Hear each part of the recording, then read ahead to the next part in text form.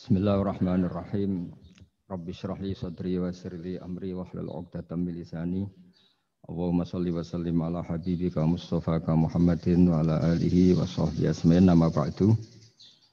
Yang kita hormati bersama Profesor Dr. Adi Wijaya selaku Rektor Telkom University. Di sini kita ditemani dan yang tentu kita hormati Habib Fikri Assegaf. Ada Bapak Kiki, ada beberapa teman tadi yang sudah disebutkan oleh moderator. Langsung saja sesuai tema bahwa kita akan menjadikan tauhid sebagai sumber inspirasi bangsa atau sumber kekokohan bangsa atau sumber ketahanan NKRI. Perlu dicatat bahwa di antara yang sering disabdakan oleh Rasulullah SAW adalah inna minal bayani la sikhron. Jadi penjelasan atau orasi atau argumentasi atau apa sajalah itu adalah bagian dari sihir. Sihir di sini maknanya itu sesuatu yang kayak hipnotis, tapi di sini dalam konteks positif. Dulu ketika periode Rasulullah Muhammad SAW itu pertarungan hak dan batil itu diolah pikir. Olah pikir yang diterjemahkan oleh artikulatif atau sistem verbal. Memang ini agak aneh. Jadi kalau mukjizatnya Nabi Musa itu fisik. Fisik itu misalnya melawan Fir'aun dengan kekuatan tongkat yang super dahsyat, sehingga Laut Merah dipukul sama tongkatnya Fir'aun, kemudian tongkatnya Nabi Musa, kemudian bisa membelah jadi jalan, Fir'aun tenggelam. Begitu juga nabi-nabi yang lain ada kekuatan fisik yang bisa dilihat sebagai mukjizat. Tapi ketika Nabi Muhammad SAW jadi nabi itu pertarungannya itu ke sistem rasional. Dan yang enggak rasional itu dijelaskan dengan satu penjelasan yang seakan-akan rasional. Ini yang agak jelimet. Sehingga ada wala talbisul haqqo bil batil. Jangan menyampur adukkan hak dengan batil. Saya beri beberapa contoh kejadian. Suatu saat itu ada orang kafir datang ke Rasulullah SAW. Kemudian bertanya, ya Muhammad, jika kambing itu mati betul, yang tidak disembelih, bangkel. Itu yang mematikan siapa? Karena Nabi itu orangnya ummi itu lugu, ya yang mematikan Allah. Terus jawabannya si orang kafir tadi, agama kamu itu aneh. Yang dimatikan Allah langsung haram, tapi yang lewat tangan-tangan manusia yang berlumuran dosa halal katanya. Sehingga terus jadi logika yang kok iya ya gitu. Harusnya yang dimatikan Allah langsung kan orisinil gitu. Sehingga orang terus terbelalak, seakan-akan ini hebat. Ya. Dan resikonya Nabi Habib Fikri, resikonya itu enggak boleh fahisan mutafahisan. Corong Jawa Nabi ora oleh cangkem elek, itu resiko. Andai kan Nabi boleh cangkem elek enak, nak halal ya pangan kon. Kalau itu baik ya silahkan makan ya. Tapi masalahnya Nabi tidak boleh seperti itu. Andai kan tidak Nabi kan gampang, ya sudah kalau halal ya silahkan makan. Masalahnya Nabi tidak boleh apa? Enggak boleh berbicara kasar, enggak boleh berbicara buruk. Terus ada lagi beberapa kejadian yang seperti itu, yaitu masyhur suatu saat Sayyidina Ali didatangi seorang kafir juga Yahudi. Ali, kakimu angkat satu, diangkat sama Sayyidina Ali. Angkat dua-duanya, ya tidak bisa. Gitu kok temanmu, maksudnya Nabi Muhammad mengklaim bisa naik langit, gitu aja kamu tidak bisa. Jadi selalu pakai olah kata. Yang ketiga misalnya Muhammad, kita ini punya urusan banyak, punya problem banyak. Dan Tuhan itu dianggap penyelesai problem, halul muskilat, yang bisa menyelesaikan problem. Pertanyaannya, kalau problem kita banyak, Tuhannya satu tidak cukup Muhammad. Kalau problemnya banyak, ya Tuhannya harus banyak. Sehingga ketika Nabi membawa tauhid, protes mereka, komplain mereka, aja'alal alihata ilahau wahida inna hadza la syai'un ujab. Masa Tuhan satu wong problemnya banyak, urusannya banyak. Kalau urusannya banyak itu hanya harus banyak. Nah, karena olah pikiran seperti ini, sebetulnya bukan olah pikiran ini, hakikatnya olah kata karena ini tidak mewakili hakikat. Ya, saya ulang lagi, sebetulnya ini bukan olah pikiran atau olah akal atau olah kecerdasan, tapi olah kata karena semua yang diomongkan ini tidak mewakili apa? Hakikat. Tapi faktanya itu terjadi. Sehingga mukjizatnya Rasulullah Shallallahu Alaihi Wasallam itu tidak boleh berupa fisik kayak tongkatnya Nabi Musa atau tabutnya Nabi Harun atau apalah yang sifatnya fisik. Karena ini tidak menjawab kecerdasan-kecerdasan yang terimplementasi oleh kata-kata yang dikatakan orang-orang kafir tadi, yang bisa memojokkan orang-orang kafir. Akhirnya Nabi diwarisi kecerdasan, dikasih kecerdasan oleh Allah Ta'ala, yaitu yang dikatakan fatona. Dan mereka memang suka, mempermalukan Nabi itu suka. Misalnya Nabi, karena sebagai Nabi, beliau tahu betul bahwa semua itu biadillah, di tangan Allah. Itu Nabi pernah ngendikan, la adwa wala tiarota, tidak ada penyakit menular. Lalu ada orang Yahudi atau orang siapa saja, orang bodoh lah yang jelas ini. Ada unta yang kena penyakit gudik, kalau orang Jawa bilang gudik apa? Kalau orang itu agak apa? Kudis ini. Yang kena kudis ini dijejerkan sama yang waras. Ternyata yang waras sekarang jadi kudisan. Senang mereka karena bisa mempermalukan Nabi. Ya Muhammad, ini unta kena kudis. Ternyata yang waras tertular oleh yang kena kudis. Padahal kata kamu tidak ada penyakit apa? Menular. Itu problem-problem jadi Nabi di era Rasulullah Shallallahu Alaihi Wasallam. Sehingga Quran datang dengan kecerdasan yang untuk menjawab itu. Makanya Nabi tidak pakai mukjizat fisik, tapi mukjizat logika. Akhirnya Nabi diajarin Allah lewat Jibril. Yang dikira mereka yakin kalau menang dalam debat. Tapi Nabi balik bertanya, faman a'dal awwala. Jadi terjemahnya, kalau ini kena kudis karena tertular yang ini, lalu ini tertular siapa? Yang pertama tadi. Wah itu asli mat dari Allah ya, maksud saya itu. Jadi dia ingin contoh yang kedua yang tertular, dengan itu berarti ada penyakit apa? Menular. Tapi Nabi tanyanya faman a'dal awwala, lalu yang pertama kena kudis itu tertular siapa? Makanya kalau sekarang misalnya corona menular itu yang pertamanya dari siapa itu? Tidak tahu itu. Ya tidak perlu tahu, tidak bidang kamu. Jadi ini saya mau cerita. Jadi logika-logika yang dibangun orang kafir itu sebenarnya bukan logika, tapi olah kata. Dan orang kafir itu paling pintar. Karena mereka itu penyair. Penyair itu kalau sekarang modern mungkin mirip-mirip jurnalis atau mirip apalah. Bisa mengubah apa saja. Apa yang sebetulnya baik dikesankan buruk atau sebaliknya. Sehingga ini menyusahkan karena Nabi harus ngendikan hakikat, harus mengatakan sesuatu yang nyata dengan bahasa yang benar. Sementara mereka mengatakan kebatilan dengan penjelasan yang baik. Ini ribet kan? Sehingga dalam banyak percekcokan ya. Itu susah dicari jalan tengah karena sama-sama mirip, kebenaran ini sama-sama mirip. Jadi misalnya yang masyhur dalam satu peristiwa besar, konflik antara Sayyidina Ali dan Sayyidina Muawiyah. Itu konflik yang nggak bisa diedarkan, gara-gara kalimat, gara-gara kata-kata. Makanya sekeras-kerasnya pedang atau senjata itu masih keras apa? Kata-kata atau polemik lah atau apalah. Karena sekarang itu agak susah membahasakan. Ketika konflik Ali dan Muawiyah, itu ada orang bilang, ya sudah, nahkum bi kitabillah. Sudah sekarang kita kembali ke kitabillah. Itu mereka megang mushaf. Mushaf ini yang saya pegang namanya mushaf. Seakan-akan itu benar karena orang Islam harus kembali kepada kitabullah. Pertanyaannya lalu Ali kata Ali, fadharabal mushafa biyadihi. Sayyidina Ali nepuk mushaf ini keras sekali. Sal hadal mushaf kata Sayyidina Ali. Kalau kita harus kembali ke Quran, coba tanya ini. Mushaf ini ya, mushaf seperti milik saya ini. Akhirnya orang-orang Khawarij bilang, innama huwa warakun wa madadun. Itu hanya kertas sama tulisan. Bagaimana mungkin kita bertanya? Pas itu adalah orang Khawarij itu orang yang enggak mau ngakui Ali juga enggak mau ngakui Muawiyah Dan Sayyidina Ali sama Sayyidina Muawiyah sudah sadar mau bikin mediator, mau bikin solusi jalan tengah. Jadi sebenarnya dua beliau itu orang baik, gara-gara diprovokasi orang Khawarij terus jadi bentrok. Orang Khawarij bilang, nggak ada Ali, nggak ada Muawiyah, yang ada adalah kitabullah, yaitu mushaf.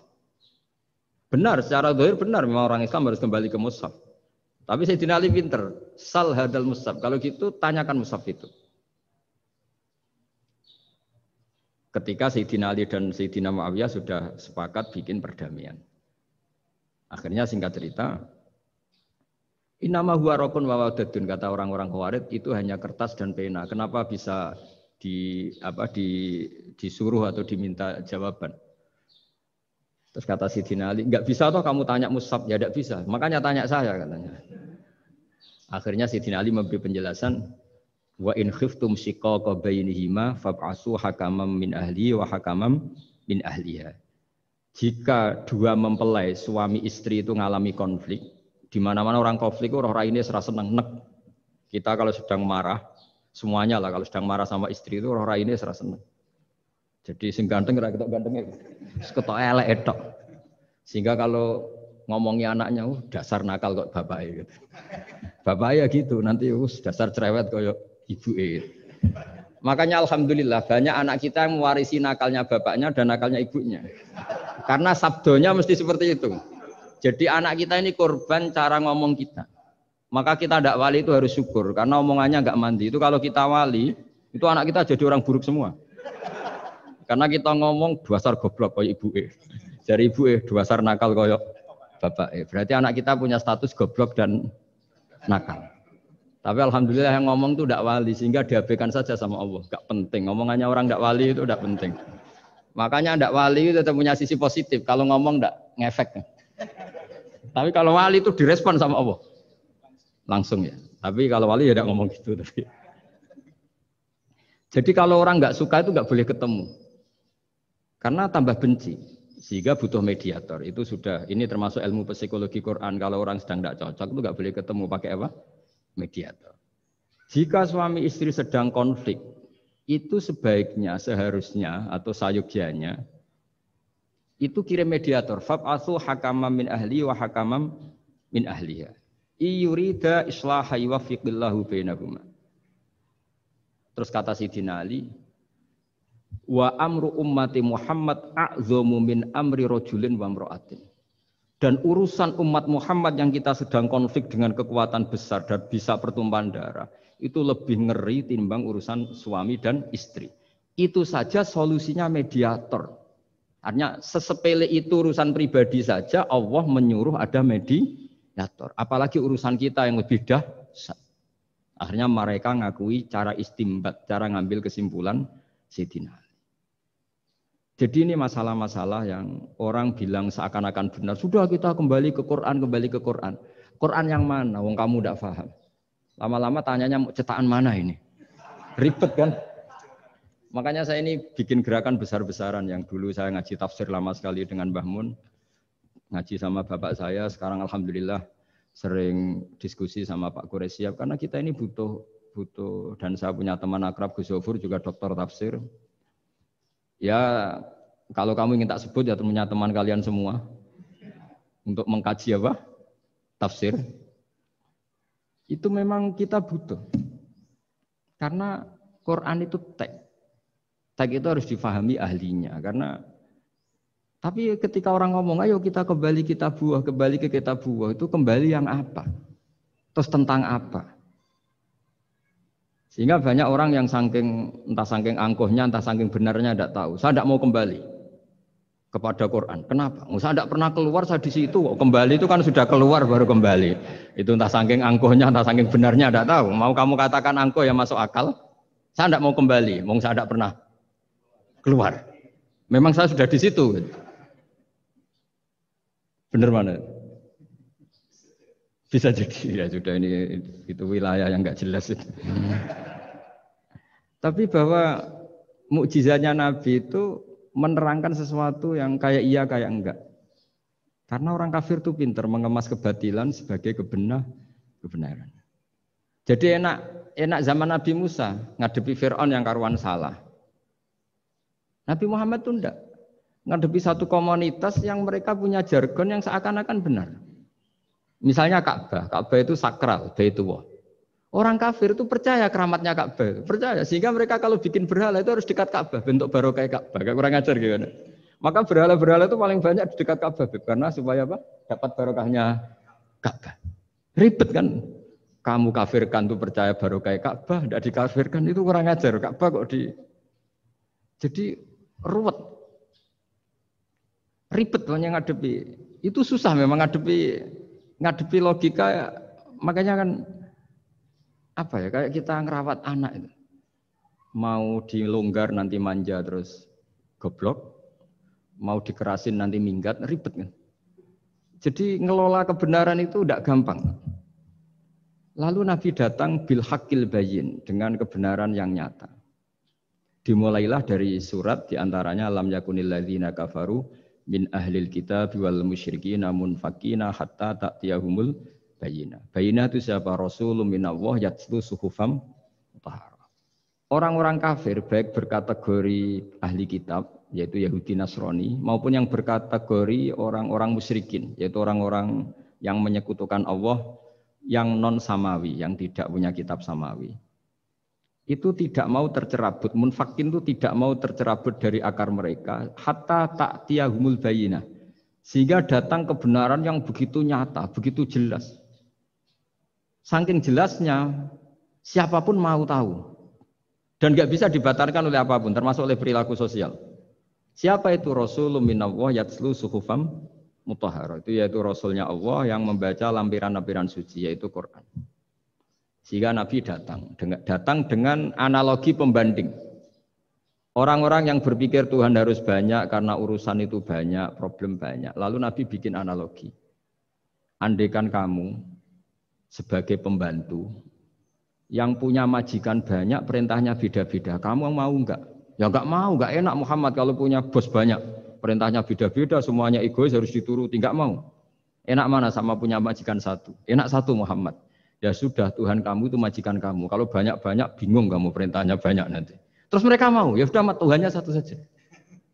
Jadi karena mereka mau tidak mau harus berpikir kalau Tuhan banyak berarti perintahnya banyak, memuaskan satu Tuhan dibenci Tuhan yang lain, memuaskan yang lain dibenci yang lainnya, pokoknya ribet. Hari ini minta dilayani, Tuhan yang satu minta dilayani, itu kan ribet. Jadi Nabi itu pakai logika yang gampang, makanya ketika Allah menjelaskan itu, ngendikan Allah darabawa masalar rajulan fihi syuraka umutasakisuna wa rajulan salamal dirajul hal yastawiyani masalah. Alhamdulillah. Allah bikin satu perumpamaan, ada orang yang punya majikan banyak, yang satu punya majikan hanya satu. Hal yastawiyani masalah, nasibnya enak mana? Enak yang punya majikan satu karena standarnya jelas, SOP-nya jelas. Akhirnya mereka sadar, oke Muhammad Tuhannya satu saja. Lalu dalam pertanyaan-pertanyaan yang lain, misalnya tadi masalah Sayyidina Ali, masalah dibully lah kalau sekarang itu Nabi menjawab ya dengan rasional. Karena mau tidak mau. Karena Nabi tidak dibolehkan pakai mukjizat zaman itu. Untuk awal-awal jadi Nabi itu nggak boleh pakai mukjizat. Karena mukjizat itu punya sisi yang sangat-sangat fatal, yaitu kalau Allah sudah menurunkan mukjizat, itu sekali nggak diimanin itu harus ada azab. Nabi ingin umatnya itu nggak kena azab. Makanya ketika Allah Taala wa ma mana ana an nursila bil ayati illa an kadzdzaba bihal awwalun. Cara terjemahan bebasnya gini, Muhammad, saya tidak ngasih mukjizat kamu kayak Nabi Musa, kayak nabi-nabi sebelum kamu yang berupa fisik.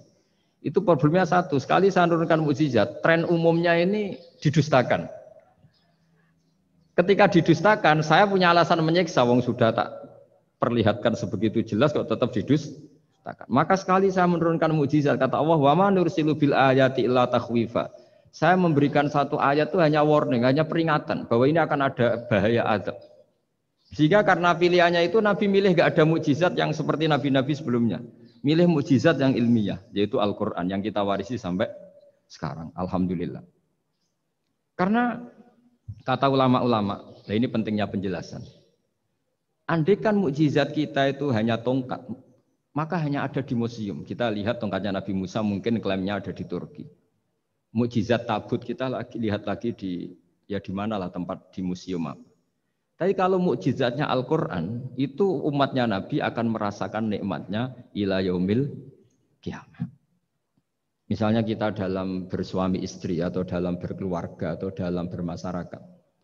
Itu Quran kalau nasihati kita gampang sekali. Misalnya wa ashiruhunna bil ma'ruf fa in karihtumuhunna fa asa an takrahu syai'a wa yaj'alallahu fi khairan katsira.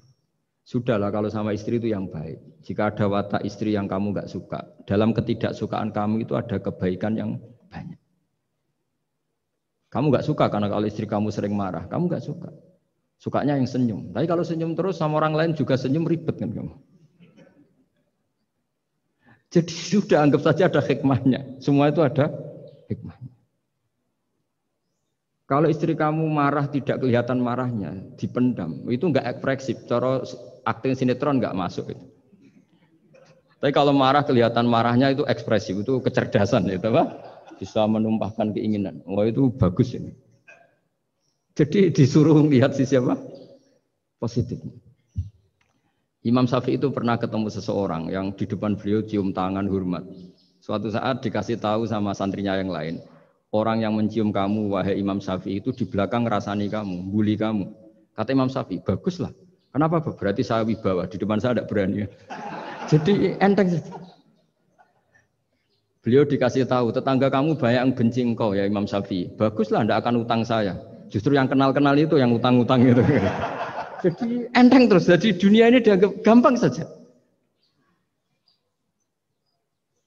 Coba kalau istri kamu sedang rukun sama sedang marah itu murah mana? Murah marah. Kalau rukun minta ke mall pusing. Jadi ulama dulu itu murah mana? Marah sama rukun. Kalau sedang harmonis minta kemana? Mahal kan? Kalau pas marah. Jadi ulama dulu itu lucu, apa ya? Gampang sekali nanggapin sesuatu itu. Imam Abu Hanifah itu kalau ketemu yang utang beliau itu dia yang sembunyi karena malu. Kalau kita kan enggak yang sembunyi yang utang. Kalau Abu Hanifah enggak. Yang sembunyi itu Abu Hanifah. Kasihan dia malu kalau ketemu saya kan masih punya utang saya. Itu kalau kamu ingin jadi wali itu gitu. Kalau ketemu yang utang kamu yang lari. Itu bisa bank tutup karena yang lari yang ngutangin. Dalam cerita-cerita wali itu unik-unik. Robi'ah Adawiyah itu pernah kemalingan. Itu beliau sembunyi. Malingnya nyari apa dia sembunyi. Habis itu ditanya, kenapa engkau sembunyi? Sama lu sama malingnya. Karena rumah saya nggak ada yang bisa dimaling karena enggak punya apa-apa. Jadi ini kalau berpikir rasional kan ada Habib Fikri bahasa rasional. Ini tak latih berpikir yang agak rasional. Nah, Nabi itu diutus dalam kondisi masyarakat yang rasional. Sehingga repot. Dan yang tidak rasional itu punya kecakapan olah kata sehingga seakan-akan rasional. Makanya ada kalimat terkenal di kalangan ulama, kalimatu haqqin urida bihal batil. Omongannya benar, tapi maksudnya tidak benar. Kayak tadi, la hukma illa lillah. Tidak ada hukum kecuali yang ada di Quran. Tidak ada hukum kecuali yang diturunkan Allah. Pertanyaannya, apa itu? Ya Quran. Lah iya apa? Makanya kata Sidina Ali, ya sudah, sal hadal mushaf. Tanya mushaf kamu. Wah ya tidak bisa, itu kan hanya kertas sama tulisan. Makanya tanya ulama, kata Sidina Ali. Nah Quran itu balwa ayatum bayinatun fi suduril ladzina utul ilm. Quran itu begitu jelas sebagai solusi, tapi di hatinya orang yang punya ilmu. Sehingga kemudian lahir beberapa generasi tauhid. Yang paling masyhur dimulai tauhid itu yang masyhur ya, yaitu adalah ketika ada orang namanya Muhammad bin Jubair bin Mut'im. Itu bapaknya Muhammad ini namanya Jubair bin Mut'im. Itu dia orang kafir, masih kafir. Dia datang ke Madinah itu untuk negosiasi tawanan perang Badar. Dulu beberapa orang yang negosiasi sama Nabi itu ya nunggu di masjid.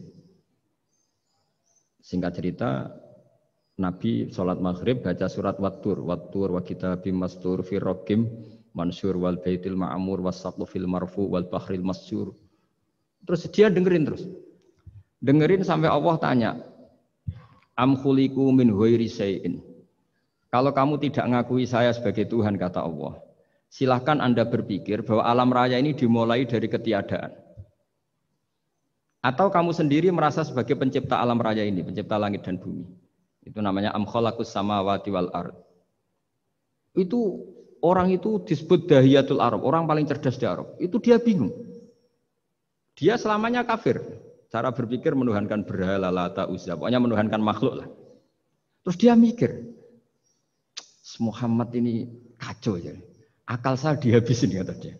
Jadi cara berpikir dia pakai akal, dia tidak percaya mukjizatnya Quran, tapi dia bilang Muhammad ini kacau, akal saya dihabisin. Akhirnya Nabi setelah salam dia menyatakan Islam.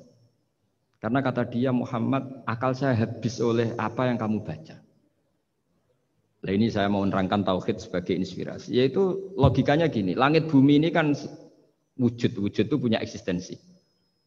Kalau langit bumi ini wujud, alam raya ini nyata, lalu kamu mengatakan sebelum alam raya ini ketiadaan, berarti ada satu kesimpulan ketiadaan menciptakan yang ada. Itu malah gendeng bareng. Logikanya kan nggak kena. Al-adamu yakhluqu maujudan, sesuatu yang nggak ada menyebabkan atau menjadikan sesuatu yang ada. Akhirnya padahal pertanyaannya tadi gitu, ya sudah kalau kamu nggak percaya saya sebagai Tuhan, sebagai pencipta awal, sudah ada usah Tuhan-Tuhanan. Tapi ya mari goblok bareng dengan mengatakan bahwa alam yang ada ini diciptakan oleh sesuatu yang tidak ada.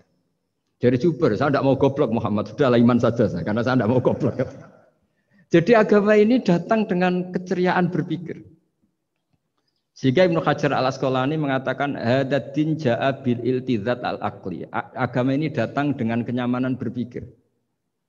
Coba kalau Anda seorang profesor atau seorang doktor atau seorang ilmuwan, kemudian Anda diajak goblok dengan teori baru bahwa sesuatu yang ada itu diciptakan oleh yang tidak ada. Mau enggak kamu? Mau semengira sesuatu. Diajarin sesuatu yang ada diciptakan oleh yang tidak ada.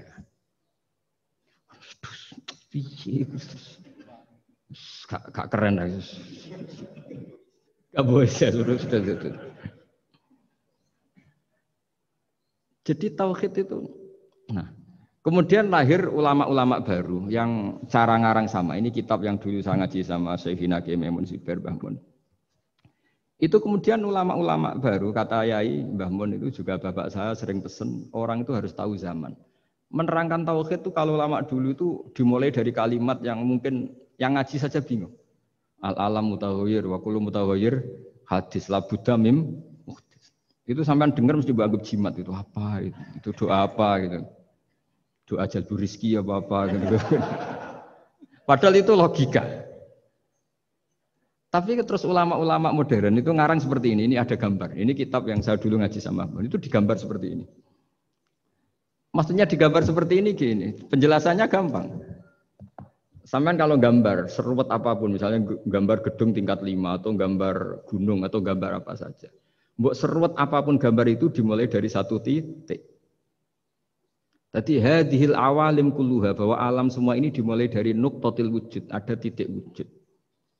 Dan karena ini wujud penyebab harus bersifat awal. Makanya Allah itu selain wujud harus bersifat al-awwal. Kalau bahasa pondok al-qadim.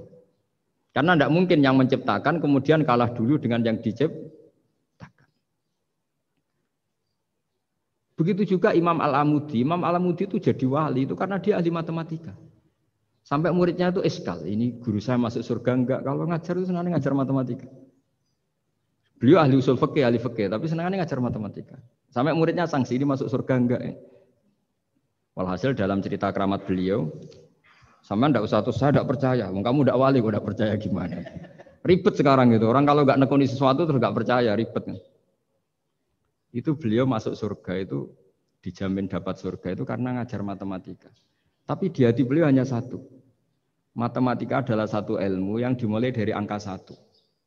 0, itu tetap dimulai dari 1, enggak bisa. Akhirnya beliau cerita, angka 2 atau 3, nisbatul wahid wal isnaini ila mi'ah wa ila ma la nihayatallah, semuanya sama, nisbatul far'i ilal asli, kata beliau. Mbok angka 2, 3, 1000 sampai 1 miliar, itu perbandingannya dengan angka 1 apa hubungannya? Al-far'i ma'al asli, yaitu angka 23 adalah cabang dari angka 1. Jadi alam raya sebanyak apapun, ada galaksi, ada Mars, ada apa saja, tetap dimulai dari wujud yang 1, yaitu wujudnya Allah Subhanahu wa Ta'ala. Jadi beliau menjadikan matematika sebagai alat perangkat untuk tauhid, bahwa alam raya ini dimulai dari al-wujudul wahid, wujud yang 1. Makanya kul huwallahu ahad, Allahus somad, lam yalid walam yulad, dan seterusnya. Nah, makanya ketika orang menyoal hukum adat yang menipu kita, adat itu sunnatullah yang kita lihat. Itu Quran mesti mengembalikan wahwaladzi yabda'ul khalqa tsumma yu'idu wa huwa ahwanu alaih. Sebagian di surat Yasin diterangkan ansha'aha awwala marrah. Ketika kita lama sekali, namanya manusia itu lahir dari seorang bapak dan ibu, ini lama sekali. Yang namanya telur itu lama sekali lahir dari ayam, keluar dari ayam. Yang namanya pohon besar itu mesti dari biji yang kecil. Karena lama itu terjadi, seakan-akan kita ngomong, kita berkeyakinan, tahu-tahu ada pohon besar itu mukhal. Tahu-tahu ada manusia ini mukhal. Makanya ketika ada figur yang bernama Isa bin Maryam, itu orang kafir Yahudi itu menolak. Bagaimana mungkin ada manusia tanpa bapak? Oke, itu menyalahi prosedur lazim, protap lazim. Tapi kata Allah gimana? Inna masalah Isa indallahi kamasali Adam. Kalau Isa mukhal karena tanpa bapak, harusnya Adam lebih mukhal karena tanpa bapak, tanpa ibu. Jadi artinya apa? Allah tetap mengingatkan bahwa kudroh saya yang pertama itu menjadikan semuanya mungkin tanpa perangkat adat. Maka kitab ini yang saya baca ini, milik Sayyid Husain Afandi ini, itu menjelaskan bahwa hukum adat itu menipu. Saya ulang lagi, hukum adat itu menipu. Ketika ayam mengeluarkan telur, telur kemudian menjadi ayam lagi. Terus kita berdebat, telur sama ayam dulu mana? Menurut Anda milih mana? Milih apa? Telur. Kalau ini, yang kubu sebelah ini. Ayam apa telur? Telur. Ayam. Ayam lahir dari Nah, pertanyaannya begini kalau menurut tauhid. Ketika lazim kalau telur itu nanti suatu saat jadi ayam, terus ayam kemudian lazim mengeluarkan telur. Ketika Anda mengatakan mungkin kontribusi Anda terhadap kemungkinan itu apa? Kan sama, Anda tidak ikut menciptakan. Wong tidak ikut menciptakan kok menvonis mungkin dan tidak mungkin. Kamu itu hanya saksi. Makanya pertanyaannya Allah, loh ketika itu kamu anggap mungkin, kontribusi Anda itu apa? Kan hanya melihat. Kamu sendiri tetap tidak mampu bikin telur, Anda juga tidak mampu bikin ayam. Artinya meskipun telur jadi ayam, ayam jadi telur sampai kiamat, tetap ada kontribusi kudrohnya Allah Subhanahu wa Ta'ala. Bukan berarti berdiri sendiri. Wong kamu yang bilang mungkin ya nyatanya enggak berkontribusi. Sehingga kalau suatu saat Allah bikin telur dari batu, atau ayam keluar dari batu, bagi Allah itu enggak masalah. Tapi bagi kamu masalah. Bagaimana mungkin hewan keluar dari batu? Ini logikanya gimana? Loh memangnya ketika telur dari ayam itu logika kamu gimana coba? Kamu ikut bikin enggak? Nah ini di sini pentingnya mukjizat. Akhirnya Allah bikin mukjizat, ada satu onta besar keluar dari batu, yaitu mukjizat Nabi Kamu memasalahkan, ini gimana onta kok keluar dari batu? Lalu kalau Allah tanya kamu, gimana telur keluar dari ayam? Loh ini biasa Gusti mungkin, memangnya kamu bisa. Berarti bagi orang yang tauhid, yang wali, keluarnya ayam dari telur sama onta dari batu itu nisbatnya sama. Sama-sama semuanya di luar kontribusi kita. Kenapa yang satu kamu katakan mungkin, yang satu kamu katakan tidak mungkin? Toh kamu sama-sama tidak terlibat. Itu cara berpikir tauhid. Artinya apa? Orang-orang wali atau orang-orang alim, meskipun melihat telur keluar dari ayam tiap hari tetap subhanallah, subhanallah, Allahu Akbar. Karena ini keajaiban. Tapi kamu kan enggak taunya ajaib itu yang aneh-aneh itu. Makanya banyak cari kiai aneh yang gondrong, yang enggak pernah mandi, gara-gara kamu itu suka aneh itu gara-gara. Dong ini ya. Dong itu tahu ya. Jadi mbok sesering apapun alam raya ini ada siklusnya. Biji jadi pohon, pohon kemudian mengeluarkan buah, buah ada biji. Semuanya yang berkontribusi hanya kudrohnya Allah Ta'ala. Tidak mengikat Allah. Allah bisa bikin tanpa itu semua. Makanya Allah selalu memperbarui mukjizatnya. Termasuk ada onta besar keluar dari batu. Yaitu mukjizatnya Nabi Soleh. Kamu nggak boleh menyoal ini mukhal. Mukhal gimana? Karena itu nggak mungkin. Ukuran nggak mungkin apa? Kamu nggak bisa bikin kan? Sama telur keluar dari ayam kamu bisa bikin. Sama-sama enggak. Nah di sini pentingnya ngaji ya. Makanya Allah ngendikan innallaha la yastahyi ayyadriba masalam ma ba'udatan fama fawqa. Allah itu tidak malu bikin contoh nyamuk. Karena nyamuk ini mukjizat yang besar. Sudah hewannya kecil, di situ ada ususnya. Ususnya ada uratnya. Coba kalau kamu bikin nyamuk itu. Kalau yang santri agak nakal itu ya ada alat kelaminnya, ada uratnya. Coba jenengan bayangkan nyamuk kecil kan? Itu ada uratnya enggak? Ada ususnya ada uratnya. Uratnya ada bakterinya. Pusing kan kamu? Jadi sebetulnya ayat Allah yang dasar itu bukan dinosaurus tapi nyamuk. Bikin uratnya dinosaurus masih gampang, hewannya besar paling uratnya segini. Itu pesan di Juwana bisa lah. Tapi kalau pesen organnya apa? Nyamuk. Perutnya seberapa? Sudah gitu dia di dalamnya ada calon anaknya. Lebih kecil, banyak lagi jumlahnya. Coba. Nah ini agama ini datang dengan akal. Jadi kelihatan ada mukjizatnya Quran karena menyontohkan nyamuk. Dan kelihatan mukjizat kalau dijelaskan pakai logika. Yaitu kayak apa susahnya bikin nyamuk. Sudah kecil, ada organnya ada uratnya, uratnya ada kumannya, kumannya ada uratnya. Pusing enggak? Makanya tidak ada kampus yang siap memaklumatkan diri sanggup bikin nyamuk. Karena ya enggak sanggup tadi. Lah itu mukjizatnya Quran. Jadi agama ini ketika ulama-ulama ja'a bil iltizazil aqli. Agama ini datang dengan kenyamanan berpikir. Makanya kita nanti kalau mau mati itu yang seneng saja. Kita tidak tahu caranya hidup, tahu-tahu lahir, tahu-tahu hidup, tahu-tahu punya hutang, tahu-tahu banyak masalah, tidak tahu kita.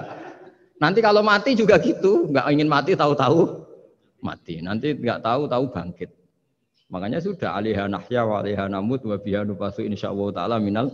Makanya kata Sidina Ali kalau ada orang susah hidup, kamu lahir keinginan kamu apa keinginan Allah ya? Keinginan Allah. Kamu mati, misalnya orang frustasi ingin mati ya tidak bisa mati. Kalau Allah tidak menghendaki ya tidak mati. Ya sudah, zaman kita hidup ya tidak bisa mengelola kehidupan ini ya sudah. Kalau mati juga tidak bisa mengelola kematian ini. Makanya terus kita diajarkan inna sholati wa nusuki wa mahyaya wa mamati lillahi rabbil alamin. Berhubung kita tidak tahu ya sudah hidup kita, mati kita semua di tangan Allah. Sudah kita pasrah saja. Nah, jamnya mati aja, serasa pamit, sudah mati aja, sudah gak ribet. Makanya wali-wali itu ya biasa ngelihat kematian itu, bukan karena yakin pasti masuk surga ya enggak. Kata wali-wali itu di dunia ya Tuhannya Allah yang ngurusi kita ya Allah, nanti di akhirat ya sama. Itu tauhid ya. Jadi saya ulang lagi ya, jangan terjebak hukum adat. Karena dalam hukum adat itu sebenarnya Anda tidak aktor tapi hanya saksi. Yang namanya telur keluar dari ayam, ayam mengeluarkan telur. Tapi sebetulnya ini tidak mengikat. Allah bisa saja bikin hewan dari yang lain. Kayak tadi mengeluarkan untanya Nabi Soleh dari batu yang apa? Besar. Ya wah itu mukhal, bagaimana mungkin? Nah memangnya ayam jadi telur, telur jadi ayam, Anda ikut berkontribusi kan enggak? Andai kan Anda menyaksikan kudrohnya Allah Ta'ala di semua kejadian. Yaitu Allah bisa bikin nyamuk, nyamuk ada organnya, organnya ada uratnya. Dengan reputasi seperti ini maka kita akan mensifati Allah innahu ala kulli syai'in qadir, bahwa Allah bisa melakukan apa saja. Wa huwa ala kulli syai'in qadir, diulang-ulang. Sama Indonesia yang sekarang seperti ini, yang kata orang ada yang bilang terbelakang, ada yang bilang tertinggal dari Eropa. Mungkin dalam kudratullah untuk bikin Indonesia lebih makmur dari sekarang, bisa mengalahkan negara-negara yang lain. Jadi kalau kamu ingin, tapi Indonesia banyak masalah gini bagi Allah mudah saja menyelesaikan masalah. Tetap inna dzalika 'ala Allahi yasir. Kita harus optimis bahwa semuanya bagi Allah mudah. Tapi cara berpikir ya tadi dengan reputasi Allah bisa bikin nyamuk. Nah nyamuk sulitnya di mana ya tadi sudah kecil punya organ, organnya punya urat, uratnya punya bakteri, bakterinya punya organnya bakteri, mungkin ada bakteri lagi. Pusing kan? Ya jangan nggak usah dipikir kalau pusing. Ya jadi terus yang terakhir saya mohon kalau baca Quran sebisa kita ada yang diangen-angen. Jadi Allah kalau mendorong kita mengakui eksistensinya Allah, Allah sering ngendikan yang mudah-mudah. Misalnya saya ini yang menciptakan kamu, saya yang menciptakan kamu. Falau la tusaddiqun, sudahlah, saya ini nahnu khalaqnakum. Saya ini pencipta kalian, Bu yao. Hubungan kamu itu dengan saya. Urusan kamu terdekat itu dengan saya, kata Allah, bukan dengan yang lain. Karena saya yang menciptakan kamu, kata Allah. Tapi kita ini aneh, jadi manusia itu aneh. Dengan zat yang menciptakan kita tidak punya urusan, dengan yang tidak terkait dengan kita punya urusan. Itu kan aneh. Dan Allah kalau menerangkan itu gampang. Terus bagi manusia yang kumo luhur, yang angkuh, seakan-akan bisa menentukan segalanya. Falaula in kuntum ghairu madinin tarji'unaha in kuntum shadiqin. Kalau kamu orang hebat, Bu ya, ketika nyawa kamu mau keluar tuh kamu tahan supaya kamu enggak jadi mati. Enggak keren kan orang hebat kok mati katanya. Kamu sombongnya kayak gitu seakan-akan bisa ngatur dunia, menaklukkan dunia, ternyata kamu mati. Harusnya enggak usah mati dong. Kata Allah, falaula in kuntum ghairu madinin tarji'unaha in kuntum shadiqin. Makanya falaula idza balaghatil khulqum wa antum khina idzin Mbok ya orang-orang yang keren, yang merasa hebat, yang biasa ngatur dunia, mbok ya ketika mati itu jangan mau. Ya, ini sensitif ya. Ya saya kira demikian ya, semoga lewat ngaji ini kita kembali ke tauhid yang benar lewat penjelasan-penjelasan yang akli, yang rasional. Saya pastikan agama ini datang dengan al-iltizatul akli, kenyamanan berpikir. Kayak apa susahnya kita dengan jadi ateis? Karena harus punya rumus bahwa yang ada diciptakan oleh yang tidak ada. Itu kan jadi aneh. Makanya ukuran iman, salasun man kunna fihi wajada halawatal iman. Ciri utama iman itu nyaman, halawah itu manis. Karena ya itu tadi apa yang dibawa oleh Quran dan hadis sesuai akal kita.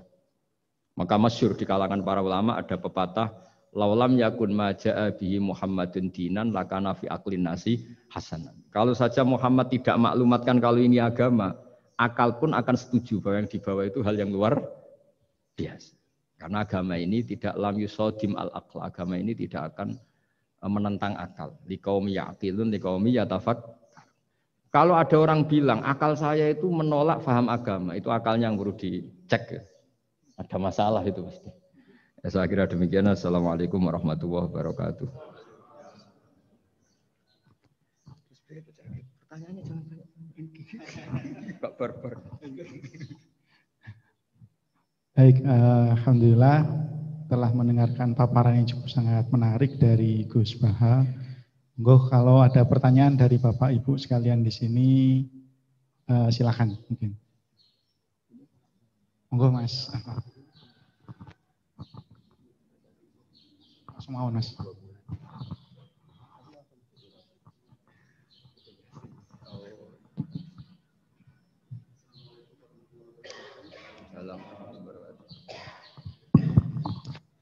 Gus badhe tanglet. Sojon. Nggih. Gus, ilmu itu kan membingungkan. Semakin dipelajari, kita semakin rasa fakir. Kesimpulannya langsung ilmu itu membingungkan. Iya. Kita menurut saya jangan. Tapi ilmu itu juga paradok, Gus. Semakin dipelajari, kita semakin tahu, semakin ingin membaca, tapi kadang kita juga merasa takut dengan ilmu itu sendiri. Pertanyaan saya, apakah itu hal yang wajar, Gus?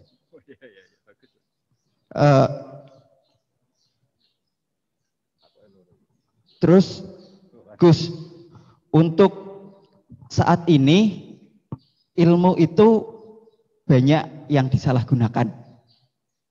Orang yang berilmu dibuat salah dan disalahgunakan.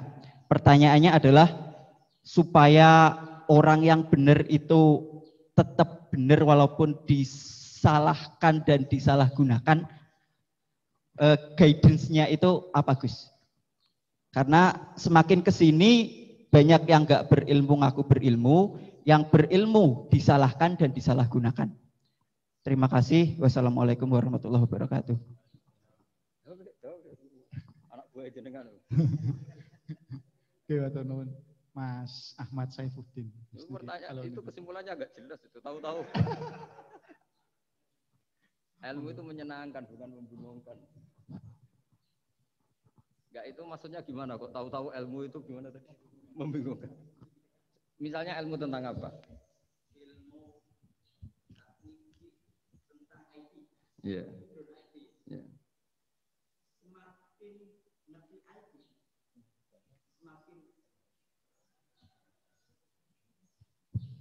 Biasanya orang semakin ngerti IT itu semakin banyak disalahgunakan. Jadinya banyak orang yang justru berilmu itu takut untuk muncul ke permukaan. Padahal itu justru ya dibutuhkan. Makanya ilmu itu membingungkan.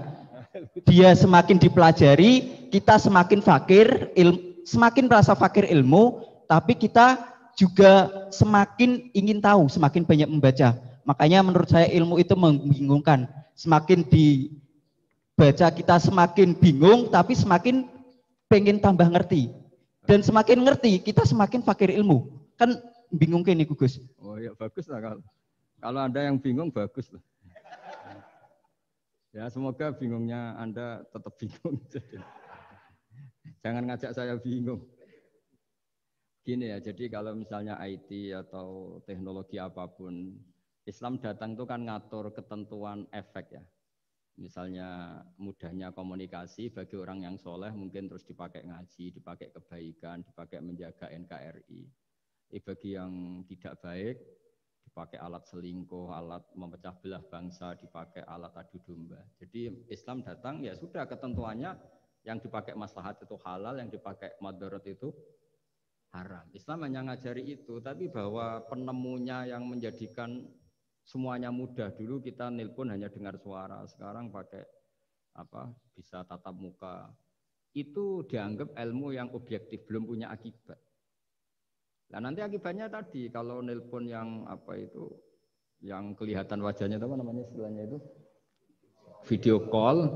Kalau kamu sama guru kamu, sama ibu kamu ya ibadah. Jadi, kalau sama selingkuhan kamu ya dosa. Kan gitu. Islam hanya membahas itu. Tapi nanti ya kan memang hukumnya hanya itu kan. Kalau dipakai positif ya bagus, kalau dipakai negatif ya buruk. Nah, Islam tidak boleh terus disalahkan. Ini akibat teknologi maka orang mudah selingkuh. Sebelum ada teknologi yang selingkuh juga sudah banyak. Sekarang ngaji gampang karena ada apa telekonferensi gini-gini. Mulai dulu yang suka ngaji, yang ngaji gampang karena kadang kiai ya tetangganya. Enggak jauh-jauh juga banyak orang bener. Jadi ini kan urusan niat. Meskipun semuanya mudah, kalau enggak ada niat juga susah. Tapi saya kecewa dengan Anda karena mengatakan ilmu membingungkan. Ini saya. Tapi ya bagus lah, orang jujur itu bagus. Hanya karena beliau bingung, yang aku bingung kan bagus. Jadi nilainya dijujur tadi. Tapi andaikan saya sebagai ilmu itu nggak terima diberi status membingungkan tadi itu. Tapi kalau kita yang ngaji tauhid, ngaji hikmahnya Allah. Semua yang diciptakan Allah itu ada hikmahnya. Misalnya Allah menciptakan manusia itu sebagai pemalas, itu bagus. Bagusnya begini, kalau di bab ibadah pemalas itu buruk. Tapi kalau andaikan Anda ditakdir punya kemampuan ahli nuklir, terus Anda tidak pemalas, setiap hari bikin nuklir yang paling dahsyat. Pertama hanya bisa menghancurkan Hiroshima dan Nagasaki, suatu saat bikin yang se-Asia, lama-lama bikin yang seluruh dunia. Lama-lama saking cerdasnya, pertama butuh bahan besar, lama-lama hanya kecil. Ribet kan? Barokahnya pemalas. Ngantor, baca koran. Ngantor, ngerumpi, sehingga yang bagian nangani nuklir itu tidak pinter-pinter banget. Itu bahaya tuh kalau pinter banget itu karena efeknya itu sama. Sekarang kan ada kacamata pinter beda. Itu kan ketemu orang bisa merekam kan, semua privat orang bisa ribet kan. Nah agama itu ngatur yang halal ya biar halal. Misalnya begini ya, ada orang ke Mars atau ke bulan. Kita katakan pinter dalam konteks menjelajah alam. Tapi kalau dibalik, rakyatnya miskin butuh makan. Kemudian itu untuk biaya ke bulan. Itu bodoh apa pinter? Membiarkan masyarakatnya lapar karena biayanya dipakai naik ke bulan. Itu pinter apa bodoh? Tapi dari tidak tahu tentang bulan menjadi tahu, pinter apa bodoh? Pinter. Tapi kebutuhannya makan kok malah naik ke bulan, pinter apa bodoh? Ya saya juga bingung kayak Anda kalau nggak apa-apa ya. Ya memang ilmu ada sisi membingungkannya ya nggak apa-apa lah. Bingung-bingung dikit nggak apa-apa. Tapi ya kira-kira sudah bingungnya tambah.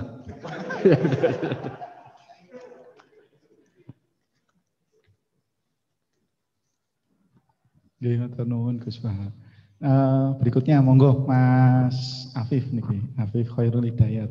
Oh, itu yang undang malah tanya.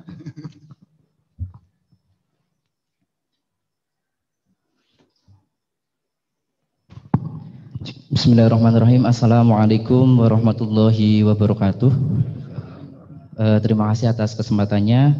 Gus Baha izin bertanya, bagaimana cara paling efektif membendung pemikiran-pemikiran neo-khawarij di lingkungan kampus? Matur suwun. Wassalamualaikum warahmatullahi wabarakatuh. Wah, itu jawabnya paling gampang. Biasanya kewajiban itu dibebankan sama yang terkait. Jadi itu enggak saya itu pasti. Saya kan kiai pesantren, kamu kan orang kampus, berarti kewajibannya di Anda bukan di saya. Di mana-mana kewajiban itu dibebankan sama ya. Sudah itu jawabannya gitu. Jadi kalau istri kamu yang rewel, jangan tanya saya, istri saya rewel gitu. Kewajibannya ya kamu cari solusi gitu. Kalau Anda punya Pak Komisaris kurang mikirkan jenengan, ya jangan tanya saya, jangan tanya ini.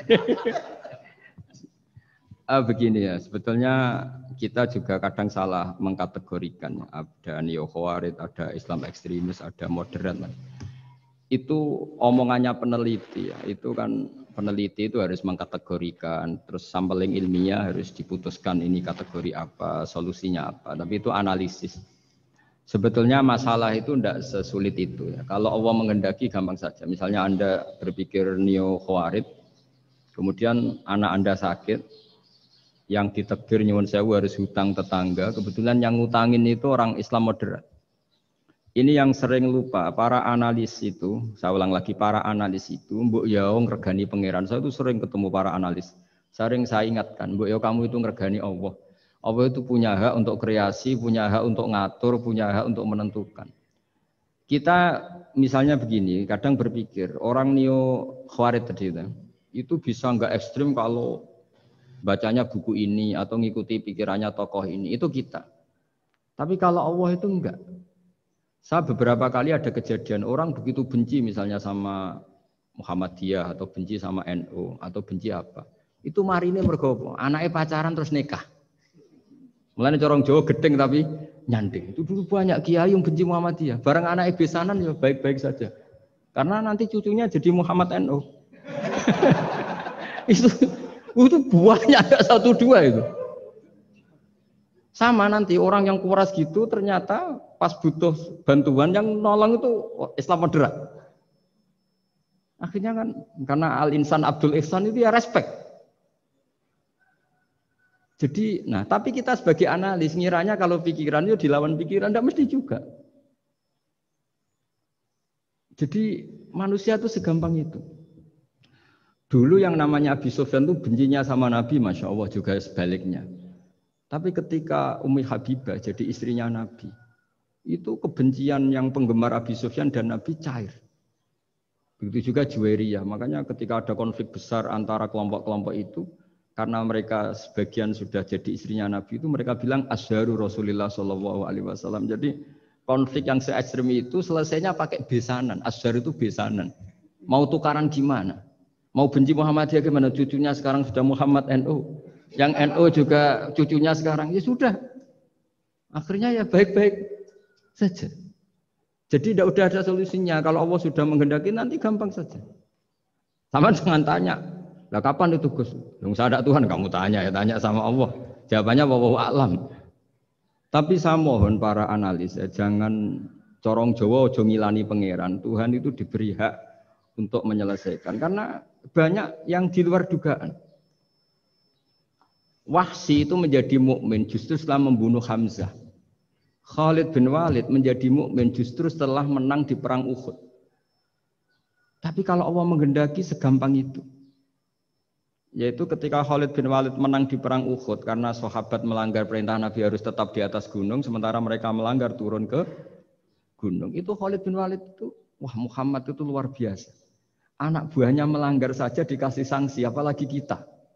Ini berarti orang yang sangat diperhatikan oleh Tuhannya. Terus dia cara berpikir begitu. Akhirnya masuk Islam. Banyak orang masuk Islam itu malah pas menyembah Tuhannya, Tuhan berhala. Itu ada orang Arab, zaman Arab dulu. Pas mau nyembah berhalanya, pas ada luwak kencing di kepala berhala itu. Terus dia, aduh punya Tuhan kok gak keren, gimana? Terus masuk Islam. Jadi dia dapat hidayat pas keliru. Kalau dalam cerita kewalian ya Sunan Kalijogo itu, dia jadi muridnya Sunan Bonang. Kenalan pertama karena begal Sunan Bonang. Pas begal malah jadi murid. Jadi kalau Allah itu punya sekian cara. Kadang kiai itu gak bisa ngislamkan orang, tapi banyak mahasiswa punya pacar non muslim itu yang islamkan pacarnya. Ribet kan kalau sudah mau apa coba itu memang. Ya sudah, Allah itu diberi hak untuk tetap Allah sebagai Tuhan itu tidak usah. Mbah Mun itu diantara yang sering dikatakan beliau itu dulu saya juga agak protes dengan tanda kutip, tapi beliau ngendikan ya saya sami'na wa ata'na. Kata beliau gini, hak sok itu sing gawa agama nang Indonesia itu pegawai negeri. Yang bawa agama kemana-mana itu pegawai negeri. Saya sempat protes. Lah santri bah, mau santri karuan mau santri. Tapi setelah saya jadi kiai, ya bebas. Setelah saya jadi kiai ini kan sudah jadi kiai betul, sudah jadi kiai betul. Tanpa SK kan tadi kiai. Kalau komisaris pakai SK, kalau kiai itu nggak usah SK. Setelah saya jadi kiai itu sering ada tamu dokter, ada tamu tentara, ada tamu pegawai-pegawai negeri. Itu bilang, saya ini dokter. Karena saya dokter. Kadang datang di pedalaman Papua, NTT itu kan atas nama dokter, yaitu di puskesmas desa-desa tertinggal. Karena mereka muslim berkebutuhan Islam, yaitu ada sholat, ada masjid, ada akhirnya dibikinkan. Dan orang ke sana, orang di sana yang mau apa coba? Wong itu negara. Coba kalau yang datang kita sebagai kiai, dianggap misionaris kan? Artinya begitu juga di Belanda, misalnya ada di New Zealand atau di Jerman. Saya punya banyak kawan yang duta di kedutaan. Gara-gara persahabatan, mereka duta besar, mereka Muslim. Gara-gara Muslim berkebutuhan bikin masjid. Akhirnya di negara-negara non-Muslim juga banyak masjid, dibikin kedutaan, dibikin mahasiswa. Nah, tapi kalau kita jadi analis, mungkin kita hanya agama ini diajarkan oleh ulama, dibawa oleh santri. Tapi tidak seperti itu. Nyatanya Allah dengan kehendaknya bisa saja menyalurkan agama ini lewat PNS, lewat macam-macam. Jadi Allah itu maha kuasa. Makanya kita ini hanya bersaksi bahwa innallaha ala kulli syai'in. Nah kita sebagai kiai memang bantu mengenalkan ahkam fikihnya yang detail-detail itu. Tapi kalau yang menyebarkan Islam itu Allah punya cara. Saya kemarin pas ketemu Habib Quraisy di antara yang diceritakan itu. Orang Inggris itu kadang kenal Islam itu ya lewat Muhammad Salah itu pemain bola itu. Karena mereka tidak ingin ngamati kiai, yang ingin diamati pemain bola. Jadi pertama itu orang Prancis itu tidak benci Islam itu gara-gara Zainuddin Yazid Zidane itu. Zizou itu loh. Itu namanya Zainuddin Yazid. Yazid Zainuddin kena bahasa Prancis jadi Zinedine Zidane. Itu dulu imigran dari Aljazair itu dibenci sama orang Prancis. Tapi setelah yang membawa Prancis juara itu adalah seorang Zidane. Itu terus mereka agak benci Islam karena yang membawa kebanggaan Prancis juara dunia. Apalagi kalau nggak salah pas itu ada 3 pemain Muslim Prancis. Orang ngira orang Prancis tidak benci Islam kan nunggu toleransi beragama lewat buku-buku toleran. Ternyata enggak karena pemain bola coba. Kalau mau menghendaki sampai jurnal-jurnal di Prancis setelah juara dunia siapa bisa membenci orang Aljazair? Mereka harga kita, mereka martabat kita. Padahal dulu dipandang sebelah. Dulu itu orang di Inggris, pemain Inggris, itu kalau mau sholat susah, mau puasa susah. Terus mereka ingin minta hak puasa kalau musim puasa. Tapi menjadi mudah di luar dugaan. Manchester City dibeli Sulaiman Al-Fahim. Ya sudah mau apa coba manajernya yang punya Muslim. Nah, larang sholat tak pecat kan? Ya akhirnya ya malah ada masjid. Pelatihnya kalau ada yang puasa gitu, monggo dari akan mau apa coba. Segampang itu kalau Allah mengubah dunia. Makanya disebut ya muhawwilal ahwal hawil ahwalana ila ahsanil hal. Ya muqallibal qulub sabit qalbi ala dinik. Ya udah pokoknya semua itu ya kita ikhtiar tapi tetap yakin Allah yang punya cara. Dalam sejarah yang terkenal Islam masuk Indonesia itu tidak lewat ustadz, lewat pedagang. Versi ya sejarah yang terkenal meskipun banyak versi. Gara-gara ada pedagang, mereka Muslim mau tidak mau ya tetap berkehidupan Muslim. Berhubung kehidupan Islam itu menarik, simpatik, akhirnya banyak yang menjadi Islam. Jadi ya sudah seperti itu. Ya saya kira demikian. Terakhir loh, super waktunya. Ya sudah.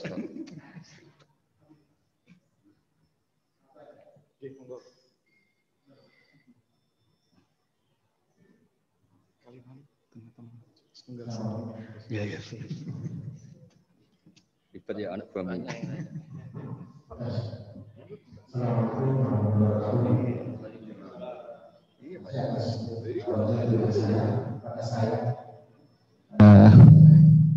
Gus Bah, saya mau tanya, tadi saya tertarik pada paparan tadi tentang masalah pengolahan emosi ya, kata saya sekitar itu ya.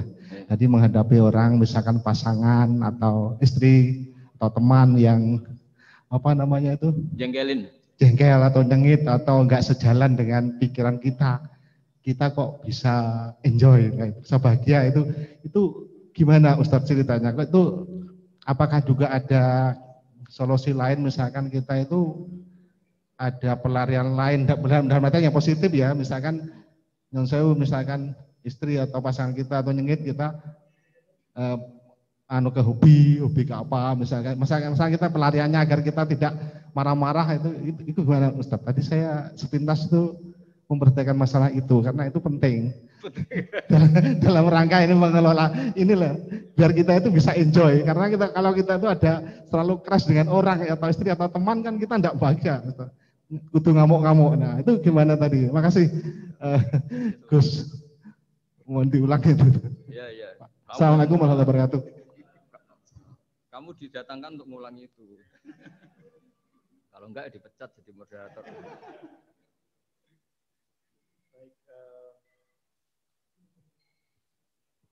Tadi pertanyaannya pun niki, bagaimana mengolah emosi niki Gus? Ketemu kali niki pasangan nopo teman niki Gus, sing nyengiti nopo ngeten Gus. Nun saya Pak, namanya pun sinten Pak? Saya Pak Haryanto, pensiunan Telkom Juwono. Tadi diajak sama Pak Zainal. Terima kasih Pak. Bismillahirrahmanirrahim. Jawabannya itu gampang sekali ya. Meskipun tidak semua orang ngalamin seperti itu ya. Saya juga agak pati ngalamin. Tapi begini ya. Saya punya resep dan ini pasti benar ya. Karena dari ulama musalsal itu ada silsilahnya sampai Rasulullah SAW. Jadi saya bilang pasti benar karena tidak dalam konteks pendapat saya, tapi ini ajaran Rasulullah SAW. Ini kan temanya tauhid ya, tauhid sebagai inspirasi. Seorang mukmin itu kan harusnya berpikir satu ridhonya Allah, keputusan Allah. Misalnya Allah merintahkan kita baik sama tetangga. Saya berkali-kali cerita setiap pengajian, ada seorang ulama itu punya tetangga itu anak muda itu sombongnya bukan main. Manggil ulama itu, ya Ahmad datang ke saya. Datang. Setelah sampai rumahnya bilang, ya Ahmad lah hajata libik. Saya tidak butuh kamu, silahkan kembali ke rumah kamu. Itu Imam Ahmad santai aja, tetap senang. Setelah sampai rumah dipanggil lagi, ya Ahmad silahkan ke rumah saya. Datang lagi dengan senyum, sampai 3 kali. Ketika beliau ditanya sama pemuda tadi, kenapa Anda tidak jengkel? Padahal perilaku saya jengkelin. Terus si imam tadi bilang, wahai anak muda, saya ini senang sekali melaksanakan perintah Allah. Allah bilang, kalau sama tetangga yang baik. Karena kamu ngundang saya senang karena nuruti perintah Allah. Kamu nyuruh saya kembali, saya senang karena memang disuruh nuruti perintah tonggo. Nyenang kalau tonggo, menyenangkan tetangga. Jadi saya tidak ada hubungannya dengan kamu. Kalau kamu misalnya ada teman yang jengkelin, misalnya namanya Zaid. Zaid itu manusia, makhluk. Kalau kamu ikut jengkel berarti Anda terdikte, terprovokasi oleh orang yang bernama Zaid yang statusnya hanya makhluk. Sementara Allah ngajari kita, wa ahsin man asa'a ilaika, berbuat baiklah sama orang, berbuat buruk sama kamu. Berarti kalau kamu tetap baik, hubungan kamu dengan Allah. Kalau buruk berarti kamu didikte oleh Zaid. Bayangkan kalau Zaid ini orang yang nggak tamat SD, Anda seorang profesor, berarti anak SD bisa merovokasi profesor. Itu yang bodoh yang mana coba? Jadi ulama itu melatih. Jadi selain tadi, makanya Nabi itu punya ajaran yang memang berat ya. Kalau orang tidak bakat wali jelas berat. Di antara ajarannya itu sil mangkoto aka, sambunlah orang yang memutus hubungan dengan kamu. Wa ahsin man asa'a ilaika, berbuat baiklah sama yang berbuat buruk sama kamu. Itu memang berat.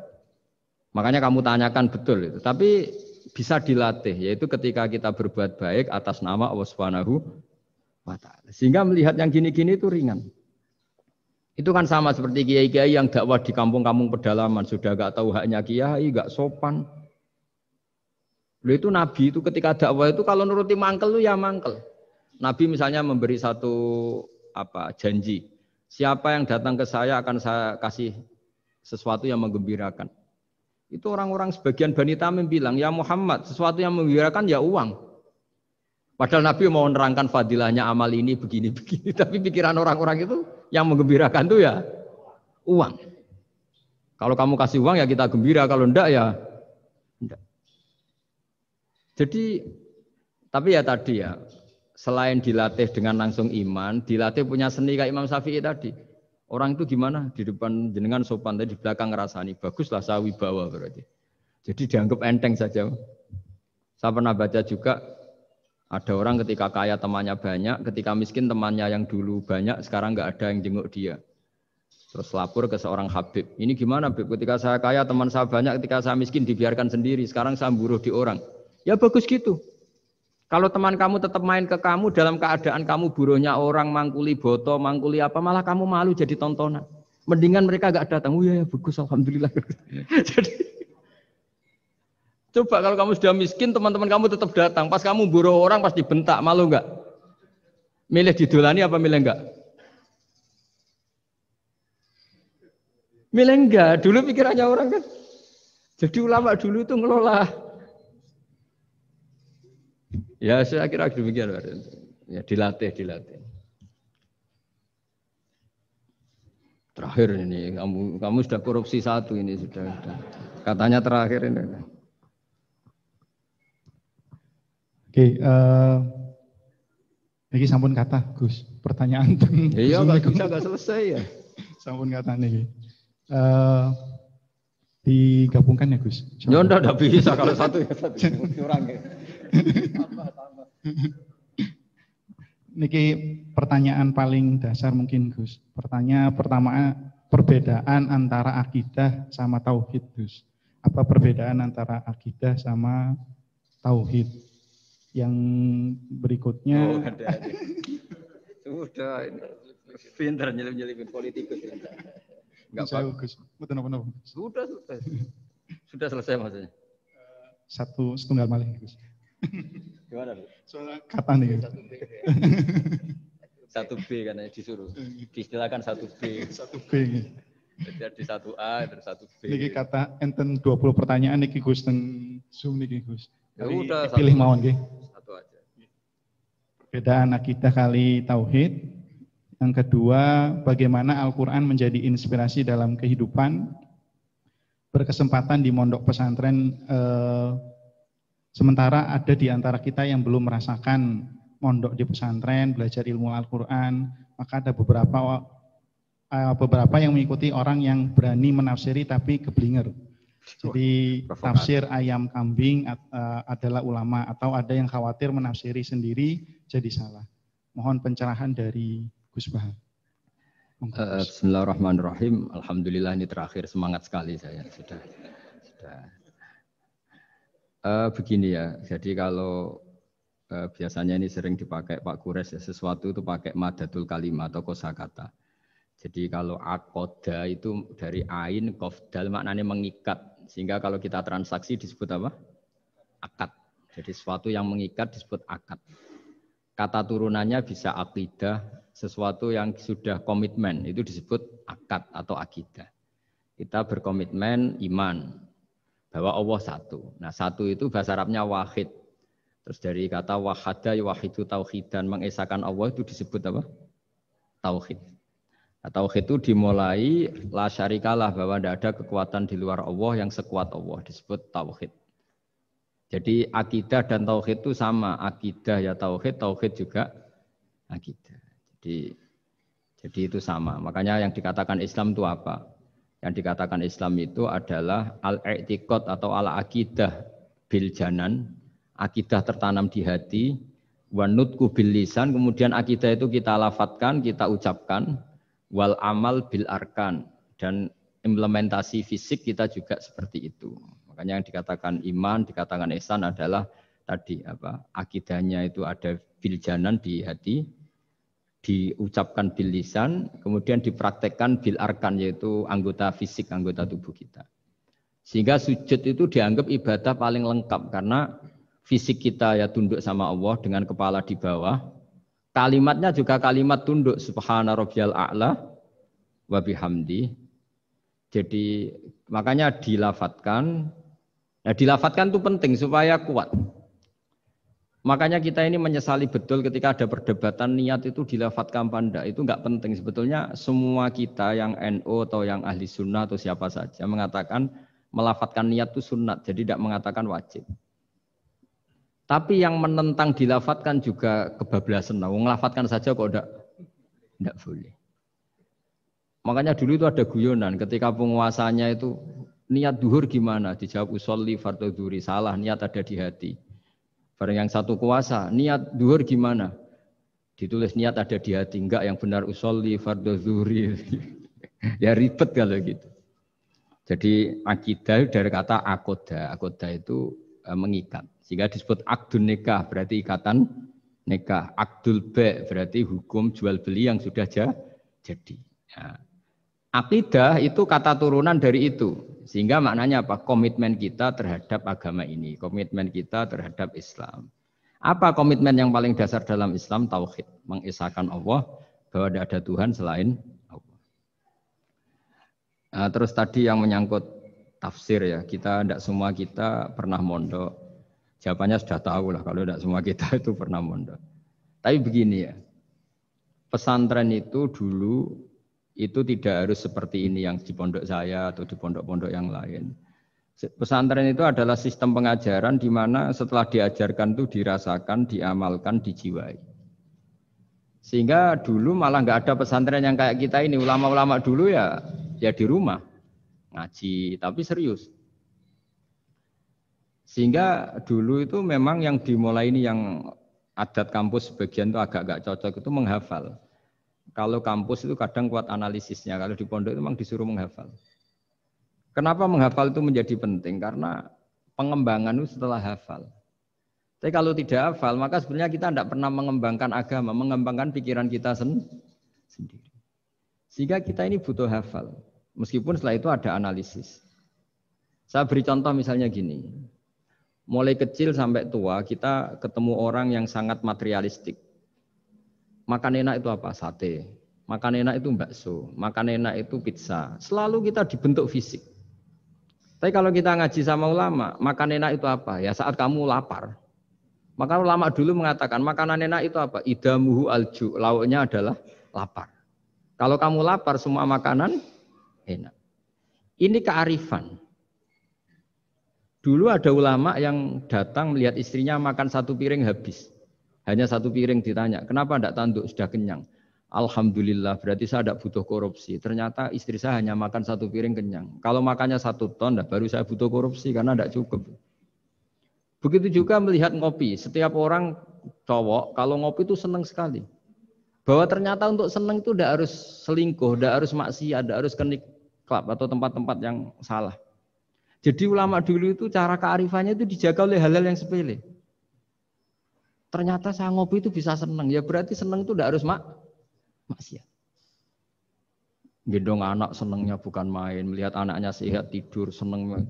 Sehingga ulama dulu mengatakan al-istidzat bil mubahat min qutbiddin. Menikmati hal yang dibolehkan Allah itu qutbuddin, pokok dari agama ini. Nah, kenapa orang butuh maksiat? Karena nggak bisa nikmati hal-hal seperti ini. Makanya beragama itu harus nyaman. Dengan nyaman ini diharapkan orang tidak butuh nyaman lewat jalur yang tidak benar. Orang ketemu cucunya seneng, ketemu anak seneng, ngopi seneng. Hal-hal yang taat ya. Apalagi Rasulullah Shallallahu Alaihi Wasallam dengan sholat tuh senengnya bukan main, sampai beliau ngintikan wa qurratu aini fis sholat. Logikanya gampang, kalau kita jagongan ya ngerumpi sama yang kita cintai seneng, apalagi ngerumpi sama Allah Subhanahu wa Ta'ala. Kalau boleh dibahasakan, karena sholat itu artinya kamu muamalah, munajat, jagongan, asik-asikan sama Allah Ta'ala. Rabbana lakal hamdu, engkau mempunyai segala puji yang di langit maupun di bumi, yang memenuhi langit dan bumi. Jadi itu yang harus jadi solusi bangsa ini. Coba misalnya malam-malam macet, andai kan malam-malam banyak yang tahajud kan Jakarta itu tidak macet.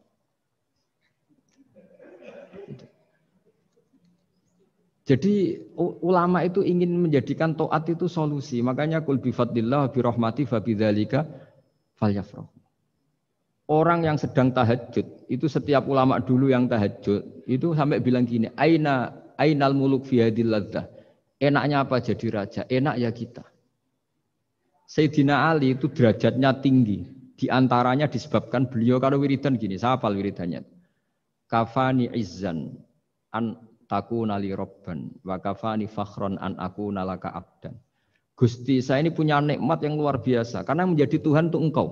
Zat yang abadi, yang kekal, yang pertama. Coba kalau saya jadi hambanya Fir'aun. Tuhan mati, tenggelam lagi, kan nggak ada kerennya. Udah gitu sekarang jadi tontonan lagi coba. Andai kan kamu punya Tuhan Fir'aun kayak apa tersiknya? Sudah Tuhan mati jadi tontonan. Sudahlah Gusti, keren saya ini karena punya Tuhan engkau, zat yang abadi, yang lahul asmaul husna. Wa kafani fakhron an akuna laka abdan, dan saya keren sekali karena menjadi budak engkau, menjadi hamba engkau. Coba kalau saya jadi hamba sesama manusia, kerennya apa? Podo menusane, podo lemah, podo mati ini harus saling memperbudak. Kerennya apa? Coba? Jadi orang dulu itu kalau sudah munajat, makanya Nabi ngendikan wa qurratu aini fis sholat. Kalau sudah sholat tuh nyamannya bukan. Jika masyhur dalam cerita-cerita ketika Umar kena panah dan panah itu bentuknya kayak pancing, kalau ditarik sakit karena bentuknya kayak jangkar itu. Umar minta apa? Nanti tarik ketika aku sholat. Ketika sholat beliau ditarik beliau tidak kerasa. Dan itu harus dilatih. Ya tadi, jadi, Quran saya ulang lagi, Quran itu harus ditafsirkan seperti ini. Kalau tidak, maka orang akan menanyakan. Saya juga pernah ditanya orang yang sebetulnya ya agak kurang ajar, tapi tak anggap bodoh saja lah daripada dianggap kurang ajar. Hebatnya apa Gus? Quran mengatakan wa kulu washrobu, sementara ini kitab suci yang sakral. Kenapa hanya bakas makan dan minum? Saya bilang orang bakas Alphard, bakas Mars, bakas planet Jupiter itu enggak keren karena enggak bakas enggak mati. Tapi kalau orang enggak makan mati, berarti Quran membakas kebutuhan dasar manusia. Jadi mendesak, makan tuh mendesak. Nah, kenapa harus dibahas? Dalam hukum dunia manapun yang namanya mengambil milik orang lain itu harus pamit. Semua alam ini milik Allah, sehingga kita boleh makan tuh nunggu izinnya Allah. Maka Allah dulu yang ngendikan kulu, kamu boleh makan, baru kita boleh makan. Makanya Islam menganjurkan kita makan baca bismillah, itu pamit yang punya. Kamu pernah beli oksigen, kamu pernah beli buah-buahan sama Allah, tidak pernah beli kan? Itu maling semua itu sebetulnya. Karena tidak pamit sama yang punya. Coba kalau itu milik orang lain, kita langsung makan disebut maling enggak? Sekarang kamu makan itu tanpa pamit Allah, kira-kira maling enggak? Kalau kita keras sebenarnya itu maling juga. Makanya kita dianjurkan baca bismillah. Untung Allah baik, enggak ngelaporkan ke polisi. Nah di sini pentingnya kata kulu wasrobu, makanlah dan minumlah. Artinya kalimat ini punya filosofi yang luar biasa. Tapi andekan ini ditafsirkan orang yang enggak ngerti Quran, enggak ngerti tafsir, enggak punya adzauqus salim, rasa yang baik, maka memang ya ngomong Quran harus ahlinya, sehingga kualitas kulu wasrobu itu luar biasa. Saya sering sujud syukur karena ayat itu. Ya Allah, betapa baiknya engkau mengizinkan kita makan rezekimu. Hanya modal baca apa? Bismillah. Sudah gitu oleh ulama dikatakan Bismillah hanya sunat. Kalau enggak juga enggak apa-apa. Cuma sedikit kurang ajar lah ngomong. Tapi kalau kamu tidak ahlinya maka terus malah tanyanya tadi. Loh, Quran yang katanya hebat kok hanya bakas makan dan minum. Coba misalnya kemarin itu hebat. Coba sudah kamu kemarin tanpa makan. Tetap pokoknya itu makan. Ketika orang mau menjajaki, mau nempat di Mars atau Jupiter, pertanyaannya apa? Di sana ada air enggak? Ada makanan enggak? Penelitian pertama apa coba? Di sana ada makanan enggak? Iya kan? Yang pokok berarti apa? Makan. Ya, itu kira-kira contohnya Quran yang dibaca ahlinya. Itu nanti dengan kualitas seperti itu, pemahaman seperti itu. Udah jangan macam-macam lagi. Kita ditutup pakai subhanallah.